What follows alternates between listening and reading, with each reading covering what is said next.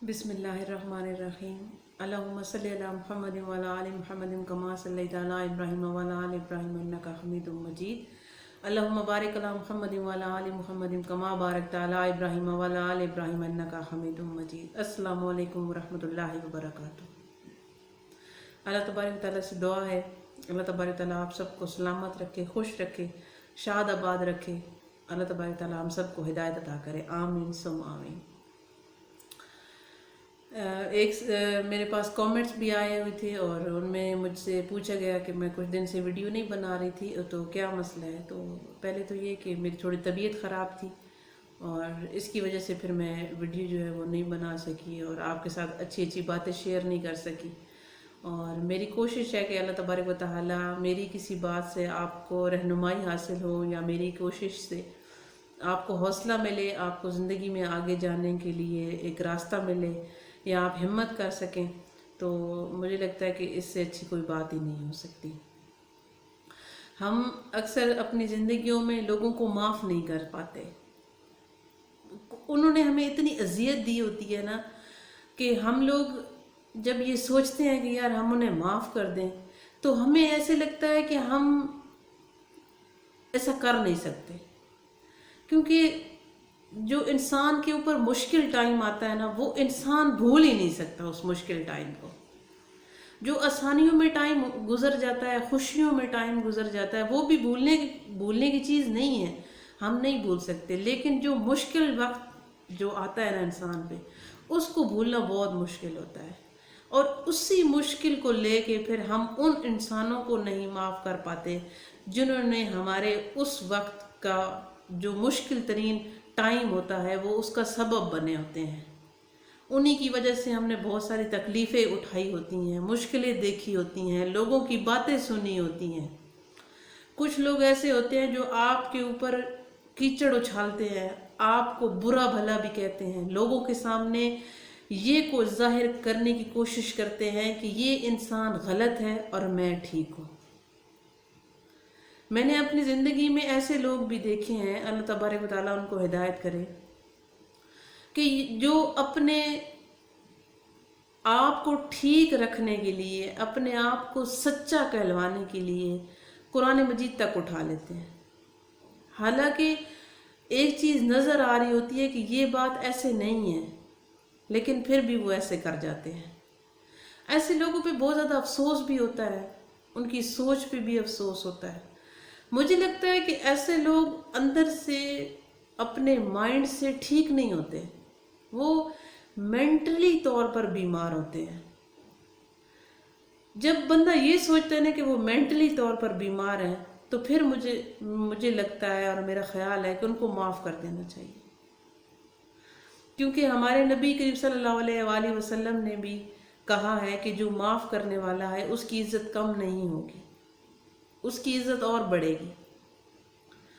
मेरे अबू जब उनका इंतकाल हुआ, मैंने पहले भी एक वीडियो में बताया था कि उनको जब एक बच्चे ने, यंग बच्चे ने जो अनट्रेंड था, उसने जब हिट किया, वो बाइक पे आ रहा था, तो उसको पता नहीं था कि किस साइड पे जाना है और इसने ज़ोर से हिट किया, तो मेरे अबू की फिर उसी हादसे में जो है ना जान चली गई।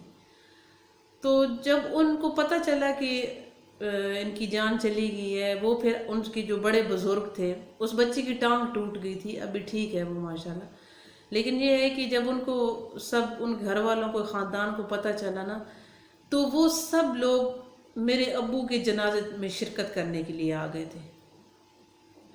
जब उन्होंने मेरे अब्बू के जनाजे में शिरकत की, उसके बाद उन्होंने कहा कि हमारे बच्चे से गलती हुई है, हम इस चीज़ को एक्सेप्ट करते हैं, हम मानते हैं कि हमारे बच्चे की वजह से आपके वालिद की जान चली गई है,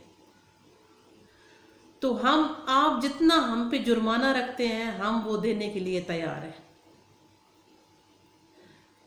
देखिए, अल्लाह तबारक व तआला के लिए अगर आप किसी को माफ़ कर देते हैं ना, तो इससे बड़ी और इससे अच्छी बात कोई नहीं होती। फिर हम लोगों ने कहा कि नहीं, हमें कुछ नहीं चाहिए, बस हम अल्लाह की रज़ा के लिए आपको माफ़ करते हैं। एक और ही हमारे पड़ोसी थे, जानने वाले थे, ان کی بھی اسی طرح حادثے میں ڈیتھ ہو گئی تھی، لیکن ان کی بیٹی نے پھر جو وہ انکل تھے، ان کی بیٹی نے جس نے ٹریفک میں ان کو مارا تھا، یا جس کے وہ دنیا فانی سے جب چلے گئے تھے، تو ان کی بیٹی نے ان پہ کیس کر دیا تھا۔ پھر بعد میں مجھے پتہ چلا کہ ان پہ جب کیس ہوا تو انہوں نے کہا کہ ہمیں 4 لاکھ 5 لاکھ روپے ہمیں اس کا جو ہے وہ دیا جائے۔ جب انہوں نے کہا کہ آپ کیس ختم کر دیں، ان کو جو ہے نا صلح کرتے ہیں، تو پھر اس کی بیٹی نے کہا کہ نہیں، آپ ایسے کریں کہ ہمیں 4-5 لاکھ روپیہ دیں تو اس وجہ سے ہم آپ کو معاف کر سکتے ہیں، ویسے نہیں کر سکتے۔ پھر ان کے پاس پیسے نہیں تھے اور انہوں نے اپنا گھر بیچ دیا تھا۔ گھر بیچ کے پھر انہوں نے کچھ رقم ان کو دی، پہلے کچھ کیس وغیرہ کیا، اس پہ خرچ ہو گئی تھی، تو وہ اس حوالے سے پھر انہوں نے اپنا گھر بیچ دیا تھا اور انہوں نے پیسے لے لیے۔ تو اس کا مطلب یہ ہے کہ انہوں نے معاف نہیں کیا، بلکہ انہوں نے اپنے ابو کی جو ہرجانہ تھا وہ انہوں نے وصول کر لیا کہ ہم ایسے۔ تو میں یہ سوچتی ہوں کہ وہ جو انہوں نے 4-5 لاکھ روپیہ لیا ہوگا، وہ کتنے سال تک چلا ہوگا؟ یہ ابھی بھی ان کے پاس ہوگا؟ نہیں ہے۔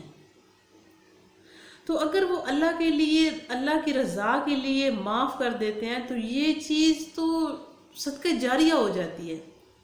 یہ چیز ایسی ہے جو ہمارے اللہ کے اکاؤنٹ میں جمع ہو جاتی ہے، ہمارے اپنے اکاؤنٹ خالی ہو جاتے ہیں، چاہے 5 لاکھ ہو، 10 لاکھ ہو، 50 ہو، 1 کروڑ ہو، جتنا بھی ہو، ہمارے اکاؤنٹ خالی ہو جاتے ہیں۔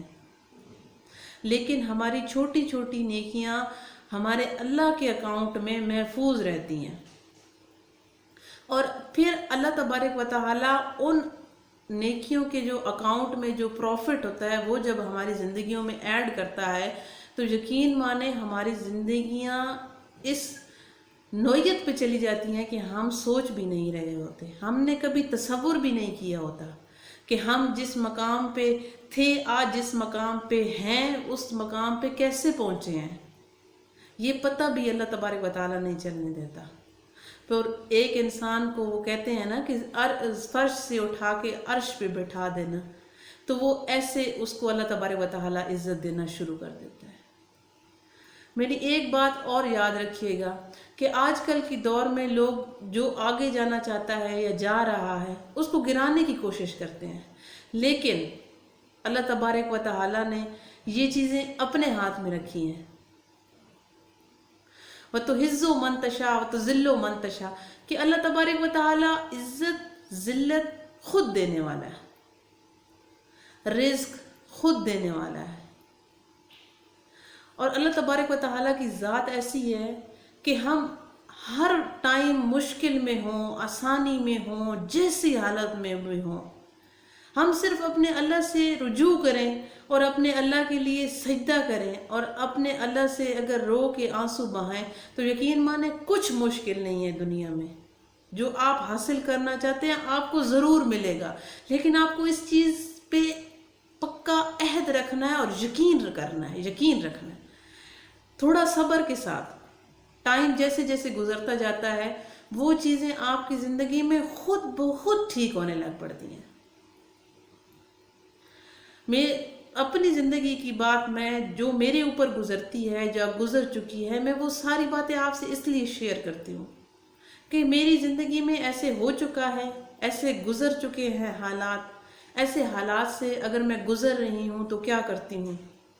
یہ ساری چیزیں میں اس لیے آپ سے ڈسکس کرتی ہوں کہ آپ لوگ جو بھی میری بات یہ سنیں اس کو حوصلہ آئے، ایک ہمت آئے، اس کے اندر ایک جذبہ پیدا ہو کہ آپ کوشش کر سکتے ہیں۔ لوگوں کی باتوں پہ کان مت دھریں، اپنی کامیابی کو دیکھیں، اپنی بلندی کو دیکھیں، جہاں پہ آپ جانا چاہتے ہیں اس منزل کو دیکھیں۔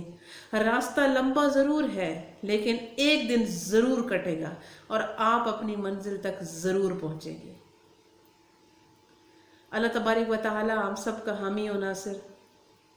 بات اچھی لگی ہو تو لائک کر دیجیے گا، اور پھر انشاءاللہ نیکسٹ کسی ویڈیو کے ساتھ، کسی اچھی سی بات کے ساتھ آپ کی خدمت میں حاضر ہوں گی۔